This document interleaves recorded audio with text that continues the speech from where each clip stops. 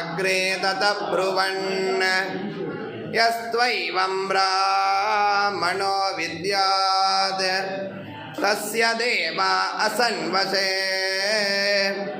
ह्रीश्च ते लक्ष्मीश्च पत्न्यौ